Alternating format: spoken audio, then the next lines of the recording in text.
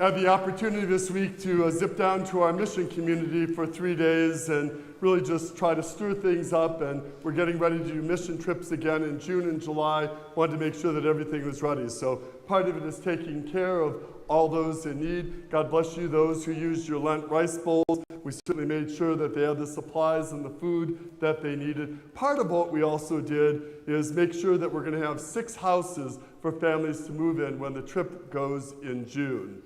So part of the process of then figuring out who gets into the house is there's an interview process. So Jake will tell you, wherever people who have applied live, we actually go and interview them. And part of it is, if you can only imagine, everybody that we're taking care of is poor, yes?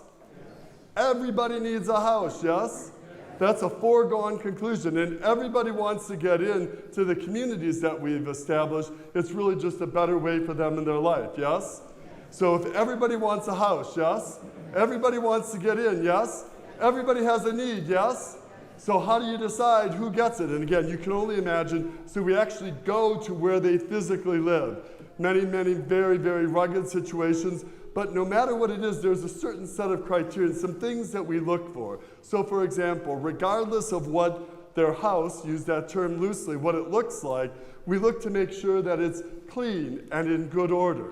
So whether it be a tin shack or whatever it is it clean and in good order? Secondly, we look for at least a base level of faith and faithfulness. So have the kids been baptized, for example? Are they praying? Is there any religious items at all in the church or in the house?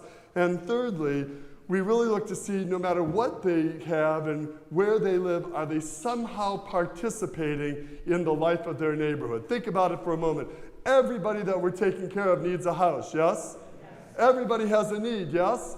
Everybody wants to get in, yes? So we have established a very base level set of criteria. Nothing daunting, nothing overwhelming. A base level. Is the house in good order? Is there a base level of faith and faithfulness? Is there some sort of contribution to the life of their neighborhood? Nothing daunting, amen? Pretty base level, amen? Because everybody wants to get in, yes? So there's a certain set of criteria. And that's the message of the gospel today. There will be a moment, everyone we know is going to want to get into heaven, yes or yes? Yes or yes? And aren't we going to be surprised when we find out that when we come to heaven, there is a gate? And that's the power of the gospel today. On this Good Shepherd Sunday, Jesus is clearly going to do, already has done, and clearly going to do his part to lead us. But in the gospel today, literally, they're all looking for shortcuts and free passes. What does Jesus say? There is no shortcut. He tried to say it nicely, and then they didn't get it. So he finally came back and says, listen, gang, I am the gate, which means there is a gate. And there's also a base level of expectation or criterion. Nothing daunting, as we hear in our second reading. The daunting work has already been done by Jesus, amen? So it's not like any of us have to take the cross like he did. But there is a set of expectations that the Lord has for us. The Lord calls us to make sure that our houses are in good order, that our lives are right with God every day. The Lord calls us to a level of faithfulness. Why is it so important that we should listen daily to the Lord? Well, first of all, every day that we listen attentively to the shepherd, it is the shepherd that's leading us to a fuller, more abundant life now and for how long? Forever. And very practically, if we are not daily attending to the voice of the shepherd's going to keep moving, which means we're still back here, yes or yes? And unless you have really long legs and can run really, really, really fast, you're missing the boat, amen? And every day, and then thirdly, all of us, as you hear in the first reading, have ways that we can use our own gifts and talents to build that better world in the spirit of Jesus, the Good Shepherd. That's why he came. That's what he calls us to do. And there's a moment that every single one of us want to get in, amen?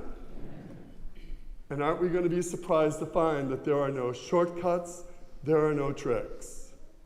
and the expectations are not overwhelming or daunting. Jesus already did that. He calls us to love God and love our... That's not daunting, is it?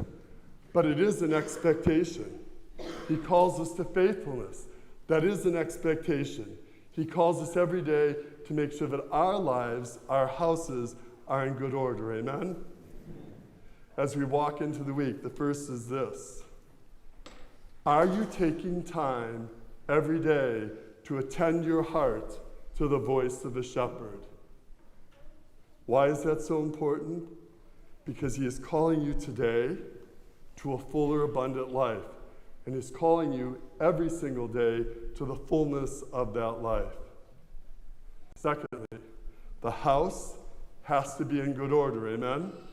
When does the house need to be in good order? Always. Wednesday afternoon from 4:30 to 6, we even have the opportunity for the sacrament of reconciliation. And thirdly, every one of us want to get into heaven, amen?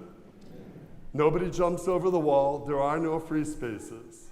And we all want our family to get to heaven with us, amen? What do you need to do? You need to find a way, and this is what they did in the first reading from the Acts of the Apostles, to stir up the story, to stir up the conversation. Because we don't want any of our loved ones to be surprised when they find that there is a gate. Everyone wants to get into heaven, amen? But how do you stir up a conversation so that you can be with the Lord and you can be with your loved ones forever and ever? Amen.